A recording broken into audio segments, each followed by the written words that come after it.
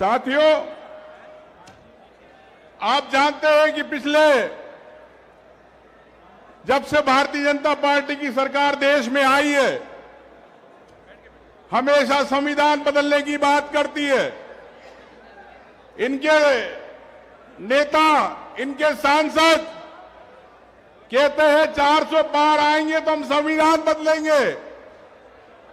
मैंने चुनाव के पहले कहा था कि ये सरकार कभी पूरी नहीं बन सकती, ये लंगड़ी सरकार है, ये कभी भी गिर सकती है। साथियों, अभी कुछ समय पहले मोहन भागवत जी ने बयान दिया कि देश अभी आजाद हुआ।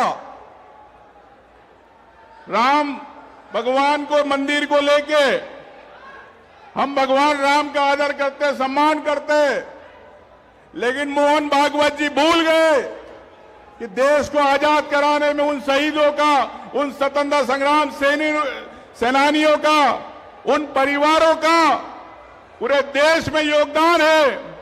मोहन भागवत जी ने उनसे माफी नहीं मांगी। अमित शाह जी ने लोकसभा में जो बात कही आप सब जानते हैं।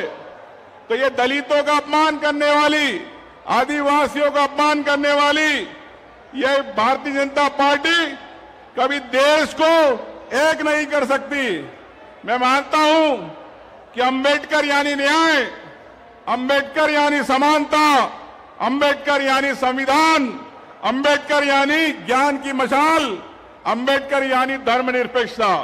साथियों, और जहां आरएसएस विभाजन की बात करती है, वहां कांग्रेस पार्टी जोड़ने की बात करती है। निश्चित तौर से आप सबका समय महत्वपूर्ण है। राहुल जी और खड़गे जी को आप सुनना चाहते हैं, लेकिन मैं आपको कहना चाहता हूं कि कांग्रेस पार्टी, राहुल गांधी जी मध्य प्रदेश में मजबूत है और 2028 में आपको मध्य प्रदेश के अंदर कांग्रेस पार्टी सरकार बना के देगी। कार्यकर्ता का जो सैलाब है, या आप कह सकते हो हाथ ऊंचा करके इनको विश्वास दिलाओ, राहुल गांधी जी को, खड़गे जी को, सब लोग, ये आपके कारण मध्य प्रदेश के अंदर कांग्रेस मजबूत है। और आज जो अलग जगाया है संविधान का लेके देश के अंदर, ये कांग्रेस पार्टी आपकी लड़ रही है।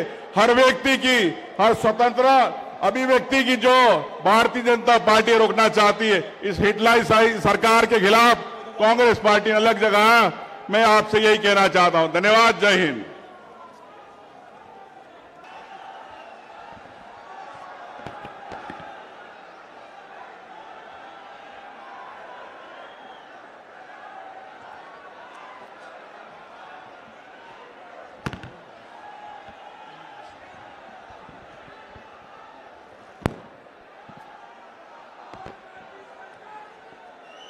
No, give it.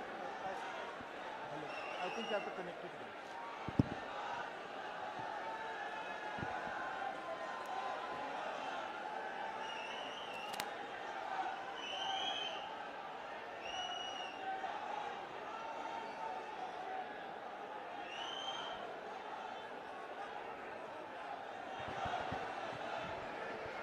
मल्लिकार्जुन खड़गे जी,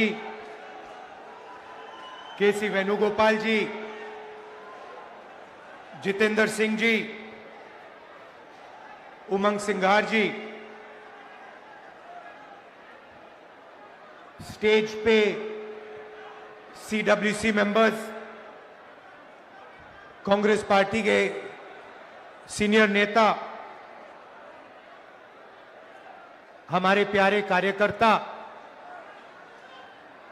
बब्बर शेर,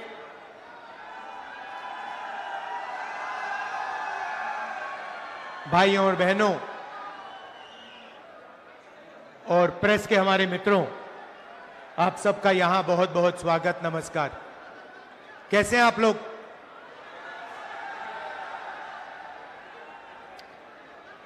हिंदुस्तान में विचारधारा की लड़ाई चल रही है। एक तरफ कांग्रेस पार्टी जो संविधान को मानती है और इसके लिए लड़ रही है, और दूसरी तरफ आरएसएस, बीजेपी जो इस संविधान के खिलाफ हैं, अंबेडकर जी गांधी जी के संविधान के खिलाफ हैं, इसको कमजोर करते हैं और इसको खत्म करना चाहते हैं। ये लड़ाई चल रही है। ये जो संविधान है, ये सिर्फ एक किताब नहीं है। इसमें हिंदुस्तान की हजारों साल पुरानी सोच है। अंबेडकर जी, महात्मा गांधी जी, बुद्ध भगवान, बसवना जी, फूले जी, नारायण गुरु जी, हिंदुस्तान के जो महापुरुष हैं, उनकी सोच और उनकी आवाज इस संविधान में है। कुछ दिन पहले आरएसएस के नेता मोहन भागवत ने कहा कि हिंदुस्तान को 15 अगस्त 1947 में आजादी नहीं मिली, वो झूठी आजादी थी, सच्ची आजादी मोदी जी के आने के बाद मिली। भाइयों और बहनों, यह सीधा संविधान पर आक्रमण है। इन्होंने पहले, लोकसभा से पहले संविधान को रद्द करने की कोशिश की। इन्होंने कहा कि 400 पार हमारी सीटें आएंगी और जब सीटें आएंगी हम संविधान को खत्म कर देंगे, बदल देंगे। उनके सामने इंडिया गठबंधन और कांग्रेस पार्टी खड़ी हुई, हमारे कार्यकर्ता खड़े हुए और लोकसभा में 400 पार छोड़ो, लोकसभा में नरेंद्र मोदी जी को इस पर मत्था टेकना पड़ा था। जब वो अंदर घुसे थे, मत्था टेक कर घुसे थे। भाई और बहनों, एक बात याद कीजिए और इसको भूलिए मत। जिस दिन ये संविधान खत्म हो गया, उस दिन हिंदुस्तान के गरीब लोगों के लिए इस देश में कुछ नहीं बचेगा। दलितों के लिए, आदिवासियों के लिए, पिछड़ों के लिए देश में कुछ नहीं बचेगा। लक्ष्य इनका यही है। आप देखिए, 2-3 अरबपतियों को सारे के सारे कॉन्ट्रैक्ट्स दे देते हैं। अदानी, अंबानी जैसे लोगों को हिंदुस्तान का पूरा धन पकड़ाया जा रहा है। इस संविधान में कहां लिखा है कि हिंदुस्तान का धन अदानी के हवाले कर देना चाहिए? मुझे दिखाओ कहां लिखा है इस संविधान में। संविधान में लिखा है हिंदुस्तान के सारे नागरिक एक समान है। संविधान में लिखा है कि हर हिंदुस्तानी को सपना देखने का, भविष्य बनाने का मौका होना चाहिए। आज 50 साल से सबसे ज्यादा बेरोजगारी आज हिंदुस्तान में है। अरबपति हजारों करोड़ रुपए बच्चों की शादी में खर्च कर देते हैं। कोई 10 करोड़ की घड़ी पहनता है, कोई 15 करोड़ की घड़ी पहनता है, मगर अगर आप अपने बच्चों की शादी करवाना चाहते हो तो आपको कर्जा लेना पड़ता है। आपके घर में पैसा नहीं है। क्यों नहीं है? क्योंकि रोजगार नहीं है। और भाइयों और बहनों, एक बात भूलिए मत, जितना अदानी और अंबानी आगे बढ़ेंगे, जितना धन इन अरबपतियों के हाथ में जाएगा, उतना कम रोजगार आपके बच्चों को मिलेगा। ये नोटबंदी जो इन्होंने की, जो जीएसटी लागू की है, ये हिंदुस्तान के गरीब लोगों को खत्म करने के औजार है। ये योजनाएं नहीं है, ये हथियार है। जीएसटी कौन देता है? जीएसटी अरबपति नहीं देते हैं। जीएसटी हिंदुस्तान के गरीब लोग देते हैं। जब आप एक शर्ट खरीदते हो, पैंट खरीदते हो, जितनी जीएसटी आप देते हो उतनी ही जीएसटी अदानी अंबानी देते हैं। आप रेस्टोरेंट में खाना खाते हो, ढाबे में खाना खाते हो, जितनी जीएसटी आपके जेब से निकलती है उतनी ही जीएसटी अदानी देता है। लाखों करोड़ रुपए आपके जेबों से निकाला जाता है, लाखों करोड़ रुपए कहां जाता है? सीधा अरबपतियों के बैंक अकाउंट में जाता है।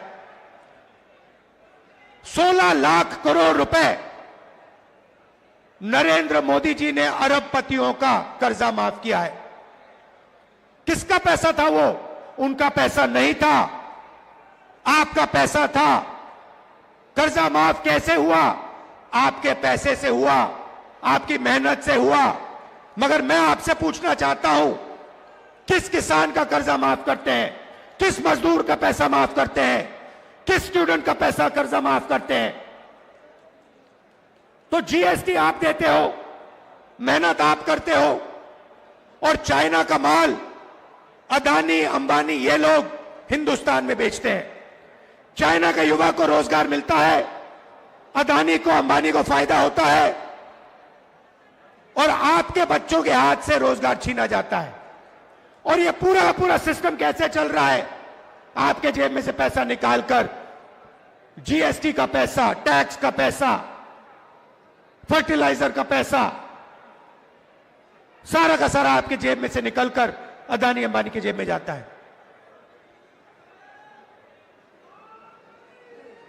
पेट्रोल का दाम बढ़ता जाता है, आप देखते रहते हो। इंटरनेशनल मार्केट में पेट्रोल का दाम नीचे जाता है, मगर हिंदुस्तान में पेट्रोल का दाम नीचे कभी नहीं जाएगा। फायदा अरबपतियों को, अदानी को, अंबानी को। कॉन्स्टिट्यूशन से पहले, संविधान से पहले इस देश में गरीबों के कोई अधिकार नहीं हुआ करते थे। संविधान से पहले, याद रखिए, आजादी से पहले इस देश में गरीबों के कोई अधिकार नहीं थे, दलितों के कोई अधिकार नहीं थे, पिछड़ों के कोई अधिकार नहीं थे, आदिवासियों के कोई अधिकार नहीं थे। अधिकार सिर्फ महाराजा राजा के थे। वो बदलाव आजादी के दिन आया था। आपको जमीन दी गई, जमीन का हक दिया गया, अधिकार दिए गए। बीजेपी आरएसएस चाहते हैं कि आजादी से पहले जो था, जहां गरीबों के कोई अधिकार नहीं थे, सिर्फ अंबानी अदानी जैसे लोगों के अधिकार थे, वैसा हिंदुस्तान चाहते हैं। यह लड़ाई हो रही है। वो चाहते हैं कि गरीब चुप बैठे, एक शब्द ना कहें, भूखे मर जाएं, कोई सपना ना देखें, और हिंदुस्तान अरबपति चलाएं। जहां उनको एयरपोर्ट चाहिए एयरपोर्ट मिल जाए, जहां उनको पोर्ट चाहिए पोर्ट मिल जाए, जहां हाईवे चाहिए हाईवे बनानी है हाईवे बना ले, सारे के सारे कॉन्ट्रैक्ट्स उनके हाथ चले जाए। अब आप कहोगे राहुल जी, आपने बता दिया कि लड़ाई संविधान और आरएसएस और बीजेपी के बीच में है। आपने हमें बता दिया कि हमारे अधिकार छीने जा रहे हैं। आपने हमें बता दिया कि गरीबों को कुचला जा रहा है, पिछड़ों को, दलितों को, आदिवासियों को दबाया जा रहा है। तो आगे का रास्ता क्या है? आपके दिल में यह सवाल होगा कि आगे का रास्ता क्या है। मैं आपको बताना चाहता हूं। सबसे पहले आप एक चीज नोट कीजिए, प्राइवेटाइजेशन होता है। आपके अस्पताल, सरकारी अस्पताल, प्राइवेट हाथों में जाते हैं। आपके बच्चे प्राइवेट कॉलेज और यूनिवर्सिटी में जाते हैं। जब आप बीमार होते हो, आप प्राइवेट अस्पतालों में जाते हो। सबसे पहले आप एक अपने आप से सवाल पूछिए, यह जो प्राइवेटाइजेशन हो रहा है, यह जो शिक्षा का सिस्टम प्राइवेटाइज हो रहा है, स्वास्थ्य का सिस्टम प्राइवेटाइज हो रहा है, इस प्राइवेट सिस्टम के मालिक कौन है? यह सवाल पूछिए। आप लोग बच्चों की शिक्षा के लिए लाखों रुपए देते हो। क्यों देते हो? क्योंकि आप अपने बच्चों को रोजगार दिलवाना चाहते हो। हिंदुस्तान में सीधी सी बात है, शिक्षा का जो सिस्टम है, सर्टिफिकेशन का सिस्टम है, ठप्पे का सिस्टम है। आपको सर्टिफिकेशन चाहिए कि मेरे बच्चे ने यूनिवर्सिटी डिग्री कर दी, कॉलेज की डिग्री कर दी, और आप सोचते हो,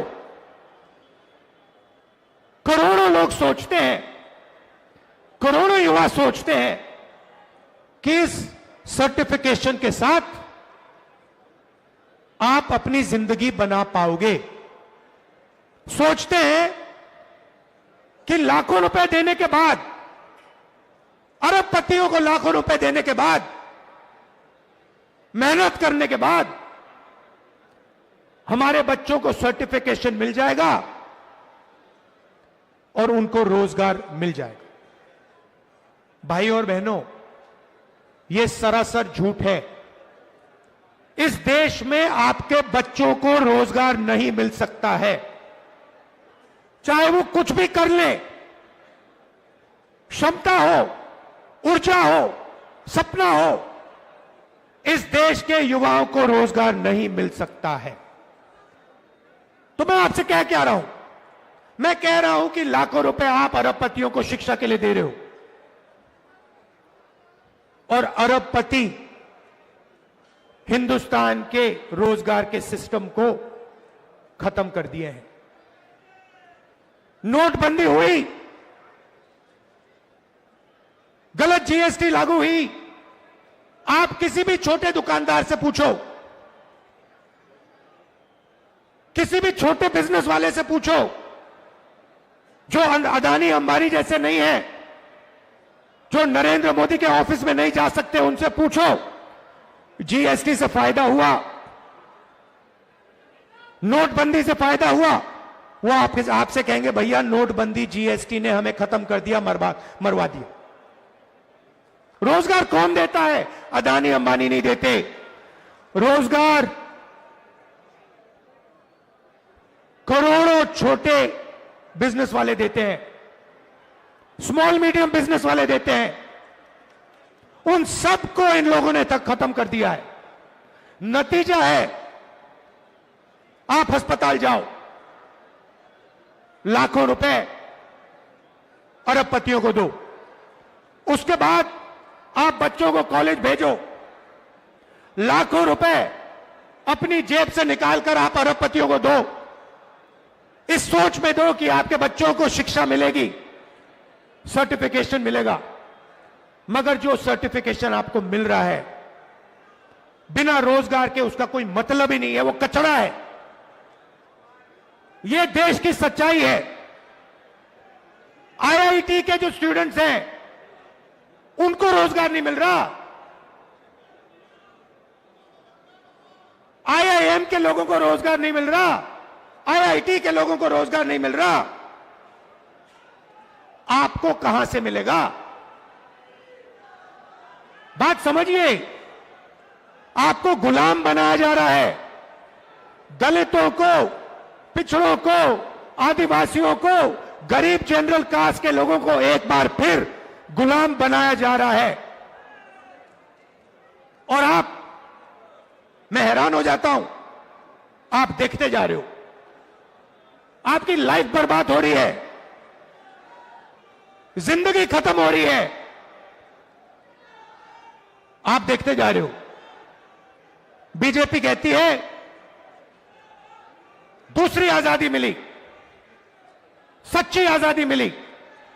मैं आपसे पूछना चाहता हूं, राम मंदिर के उद्घाटन में आपने किसी गरीब व्यक्ति को देखा? आपने किसी मजदूर को देखा, किसान को देखा, पिछड़े वर्ग को देखा? आदिवासी राष्ट्रपति है, आदिवासी राष्ट्रपति को वो मंदिर में उन्होंने जाने ही नहीं दिया, अंदर जाने नहीं दिया।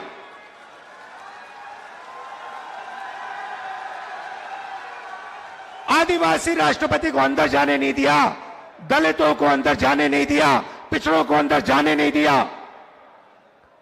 पार्लियामेंट का इनॉग्रेशन हुआ, राष्ट्रपति को अंदर नहीं जाने दिया। नरेंद्र मोदी हो अंदर नहीं आ सकते, ये सच्चाई है। तो रास्ता क्या है? सबसे पहले यह पता लगाना है कि इस देश में जो धन है, उसका कितना भाग दलितों के हाथ में है, कितना आदिवासियों के हाथ में है, कितना पिछड़ों के हाथ में है, कितना गरीब जनरल कास्ट के हाथ में है, कितना माइनॉरिटीज के हाथ में है। मैं आपसे कह रहा हूं, मैंने पता लगाया, हिंदुस्तान के सबसे बड़े 500 बिजनेसमैन कंपनियों की मैंने लिस्ट निकाली। 500 सबसे बड़े जो है अरबपति हैं, टाटा, बिरला, अदानी, अंबानी। मैं आपको बता रहा हूं कि ये जो 500 कंपनियां हैं, इनके जो 500 मालिक हैं, इनमें आपको एक पिछड़े वर्ग का व्यक्ति नहीं मिलेगा, एक दलित नहीं है, एक आदिवासी नहीं है, एक पिछड़ा नहीं है। मतलब 90% लोग, 90% आबादी में से इनमें एक भी नहीं है। इनकी मैनेजमेंट टीम देखिए, मैनेजमेंट टीम में आपको एक ओबीसी नहीं मिलेगा, एक दलित नहीं मिलेगा, एक पिछड़ा वर्ग का नहीं मिलेगा। ये मीडिया कैमरा लिए घूम रहा है, बजाओ ताली। ये आपका मीडिया थोड़ी है, ये अदानी अंबानी का मीडिया है।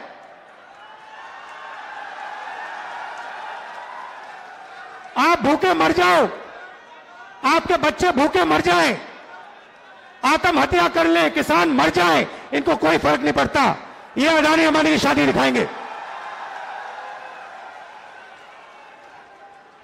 ये उनके हैं, उनकी नौकरी करते हैं 24 घंटा।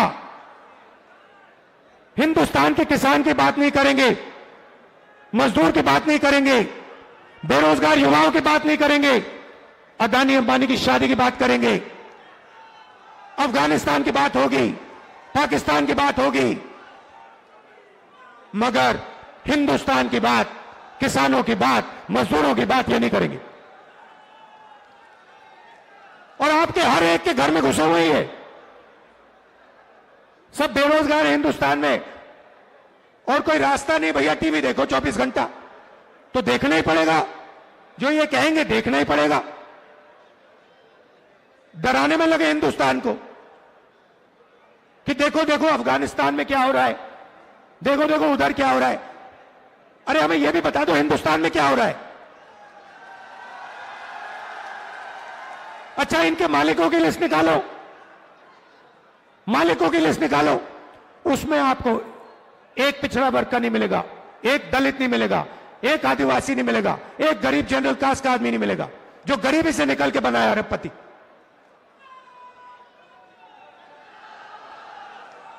हिंदुस्तान की संस्थाओं को देखो, बड़ी बड़ी संस्थाओं को देखो, हाई कोर्ट देखो, कोर्ट्स देखो, जुडिशरी देखो। मुझे बता दो, दलितों के नाम बता दो, आदिवासियों के नाम बता दो, पिछड़े वर्ग के नाम बता दो, इसमें कहीं नहीं दिखेंगे आपको। मैंने बजट की बात की, मैंने आपसे कहा कि जीएसटी आप देते हो, जीएसटी आप देते हो, मतलब बजट का पैसा आप देते हो। तो मैंने पता लगाया बजट को कौन बांटता है। भाई और बहनों, 90 अफसर हैं। मध्य प्रदेश में कितना पैसा आएगा, कहां सड़कें बनेंगी, कैसे सड़कें बनेंगी, एम्स कहां जाएगा, आईआईटी कहां जाएगी, शिक्षा का पैसा कहां जाएगा, ये सारे के सारे 90 अफसर डिसाइड करते हैं। मैंने इनके नाम निकाले। मैंने कहा देखता हूं भैया, जीएसटी गरीब लोग दे रहे हैं, दलित दे रहे हैं, पिछड़ा वर्ग दे रहा है, आदिवासी दे रहे हैं, गरीब जनरल कास्ट के लोग दे रहे हैं। मैं पता लगाता हूं 90 लोगों में से दलित कितने, आदिवासी कितने, पिछड़े कितने। आप हैरान हो जाओगे। पिछड़ों की कम से कम आबादी 50% है देश में। अंदाजा है क्योंकि किसी को मालूम नहीं। 50%। 90 में से 3 लोग आपके। अगर बजट में 100 रुपया खर्च होता है, 100 रुपया बटता है, 100 रुपया बटता है तो 5 रुपए का निर्णय पिछड़ा वर्ग के अफसर लेते हैं। पीछे बैठा रखा है आपको, छोटे छोटे डिपार्टमेंट दे रखे हैं और कहते हैं चुप बैठो वहां पे, बकवास मत करो, नहीं तो एसीआर बिगाड़ देंगे, करियर खत्म कर देंगे तुम्हारा। 5% भागीदारी, 50% आबादी। 5% भागीदारी, 50% आबादी। क्या यह अन्याय नहीं है? इससे बड़ा अन्याय नहीं है। आदिवासी 8% आबादी, एक अफसर बैठा है, पीछे कहीं कोने में बैठा हुआ है। और अगर 100 रुपए का निर्णय होता है, बजट में 100 रुपए बढ़ते हैं, तो 10 पैसे का निर्णय आदिवासी अफसर लेते हैं। दलित 15% आबादी,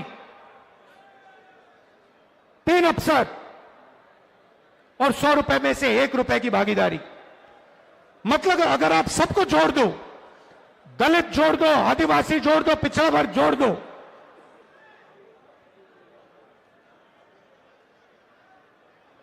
₹6.10 की आपकी भागीदारी है। ₹6.10 की भागीदारी,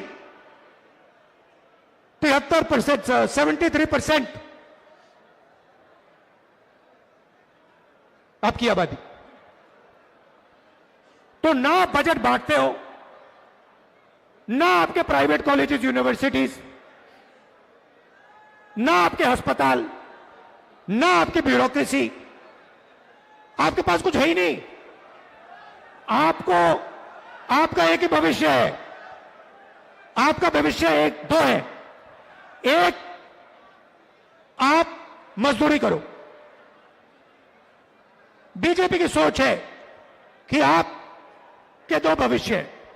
एक, मजदूरी करो, और दूसरा, अगर आपने ज्यादा चिल्लाया तो जेल में जाओ। ये इनका 21वीं सदी का विजन है। इसलिए मैंने नरेंद्र मोदी के सामने कहा कि मैं नहीं जानता,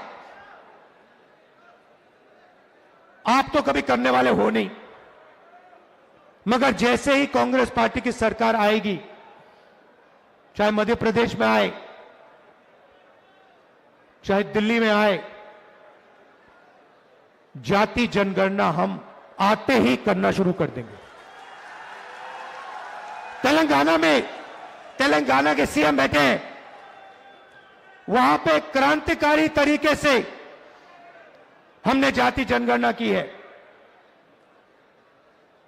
कुछ ही समय में हम तेलंगाना को दिखाने जा रहे हैं कि तेलंगाना में दलितों की कितनी भागीदारी है, पिछड़ों की कितनी भागीदारी है,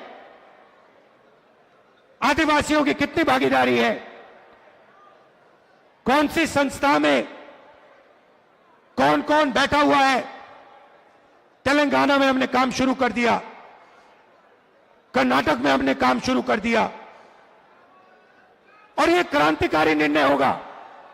भाई और बहनों, 90% आबादी को पता लग जाएगा कि इस देश में हमारी कितनी भागीदारी है। 90% को आज आपको दिख रहा है। पिछड़ों को यह भी नहीं मालूम कि देश में उनकी कितनी आबादी है। कितनी शर्म की बात है। नरेंद्र मोदी जी कहते हैं मैं ओबीसी हूं, और आज तक इस देश के ओबीसी को, इस देश के पिछड़े वर्ग को अपनी सच्ची शक्ति, अपनी सच्ची आबादी नहीं मालूम। यह पिछड़ों के खिलाफ अन्याय है, यह दलितों के खिलाफ, आदिवासियों के खिलाफ अन्याय है। इसीलिए हम जाति जनगणना लागू करेंगे, पूरे देश में लागू करेंगे, और दूध का दूध, पानी का पानी हो जाएगा। सबको पता लग जाएगा कि जुडिशियल सिस्टम में हमारे कितने लोग हैं। प्राइवेट अस्पताल किसके हाथों में है, प्राइवेट कॉलेज यूनिवर्सिटी किसके हाथ में है, ये बड़े बड़े जो बिजनेसेस हैं किसके हाथ में। सब दूध का दूध, पानी का पानी हो जाएगा। और नरेंद्र मोदी जी डरते हैं, ये करवाना नहीं चाहते, नहीं कर सकते, और कभी नहीं करेंगे। और पार्लियामेंट में मैंने इनके सामने एक और बात बोल दी कि ये जो 50% की रिजर्वेशन की दीवार बना रखी है, कि 50% से ज्यादा रिजर्वेशन जा ही नहीं सकता, इस दीवार को भी हम लोकसभा में, राज्यसभा में तोड़कर परे कर देंगे। कोई नहीं रोक सकता इसको। रिजर्वेशन को 50% से ज्यादा हम करेंगे, हमारे स्टेट्स में करेंगे, और नेशनल लेवल पे दिल्ली में हम कानून पास करके इसको, दीवार को तोड़ेंगे। भाई और बहनों, सबसे जरूरी बात, यह अंबेडकर जी का जो संविधान है, जिसका अपमान कुछ दिन पहले मोहन भागवत जी ने किया। वो कहते हैं कि इस संविधान ने हमें आजादी नहीं दी, इस संविधान का आजादी से कोई लेना देना नहीं है, क्योंकि उनके मुताबिक आजादी ही नहीं थी। आजादी मोदी जी के आने के बाद हुई। इसका मतलब वो इस संविधान को नहीं मानते हैं। अंबेडकर जी के जिंदगी, अंबेडकर जी का जो खून पसीना था इस संविधान को बनाने के लिए, उसका सीधा मोहन भागवत ने अपमान किया है और इस पर आक्रमण किया है। कांग्रेस के जो कार्यकर्ता हैं, जिसको मैंने बब्बर शेर बोला, टाइगर, आपका काम इस संविधान की रक्षा करने का है। जहां भी आरएसएस के लोग, बीजेपी के लोग इस संविधान पर आक्रमण करते हैं, जहां भी वो गरीबों को कुचलने की कोशिश करते हैं, जहां भी वो कमजोरों को मारने की कोशिश करते हैं, कांग्रेस पार्टी के कार्यकर्ता को वहां जाकर, पत्थर जैसे वहां जाकर खड़ा हो जाना चाहिए, चट्टान जैसे वहां खड़ा हो जाना चाहिए कि मैं नहीं होने दूंगा, मैं संविधान की रक्षा करूंगा। यह आपका मिशन है। मैं जानता हूं कि मध्य प्रदेश में आप दिल से लड़ते हो। मैं जानता हूं कि आप पर अत्याचार होता है, आप पर आक्रमण होता है, मगर आप पीछे नहीं हटते हो। दिल से मैं आपका धन्यवाद करता हूं, आपके परिवारों का धन्यवाद करता हूं, आपके बच्चों का धन्यवाद करता हूं कि आप हमारी विचारधारा के लिए लड़ते हो। गांधी जी की विचारधारा के लिए, अंबेडकर जी की विचारधारा के लिए, नेहरू जी की विचारधारा के लिए, संविधान के लिए। आप सबका दिल से बहुत बहुत धन्यवाद। नफरत के बाजार में, नफरत के बाजार में मोहब्बत की दुकान खोलनी है और आप सब लोगों को मिलकर खोलनी है। धन्यवाद। जय हिंद। नमस्कार। राहुल गांधी, राहुल गांधी। धन्यवाद राहुल जी, जो आपने हम पूरा मध्य प्रदेश के बब्बर शेरों को निर्देश दिया है, इसका हम अक्षर से पालन करेंगे। संविधान की रक्षा तक खून की आखिरी बूंद भी लगानी पड़े तो तैयार रहेंगे, रहोगे कि नहीं? मैं सभी जो मंच पर विराजित थे परिवार के लोग, हमारे बीच में आदरणीय काशीराम जी की छोटी बहन स्वर्णी कौर जी जो चेयरपर्सन है काशीराम फाउंडेशन की, और उनके भतीजे लखबीर सिंह काशीराम फाउंडेशन के जो सचिव है, वो राहुल जी को आशीर्वाद देने आए हैं, सहयोग देने आए हैं। संविधान की लड़ाई में उनको सहयोग करे देश का हर नागरिक, इसके लिए उनको आशीर्वाद देने आए। जरा जो हमारी स्वर्णिम कौर जी है काशीराम जी की बहन, उनके स्वागत के लिए जोरदार तालियां बजाएं। वो कह रही थी कि राहुल गांधी जी एक मात्र ऐसा शख्स है जो देश के संविधान की और देश के आरक्षण की रक्षा कर सकते हैं, जो बाबा साहब अंबेडकर का सपना था। मैं उनको आशीर्वाद देना चाहती हूं। आदरणीय हमारे राष्ट्रीय अध्यक्ष, जो अपने आप में एक ऐसी शख्सियत है कि ब्लॉक अध्यक्ष से लेकर देश के राष्ट्रीय अध्यक्ष तक कांग्रेस पार्टी की सेवा का अवसर मिला, वो हमको संबोधित करेंगे। मैं आप सबसे अनुरोध करता हूं कि जोरदार तालियों से उनका स्वागत करें। और आदरणीय खड़गे जी से मेरा आग्रह है कि आप आकर हम सबको आशीर्वचन के रूप में अपनी बात कहें। जरा जोरदार तालियों से स्वागत करें।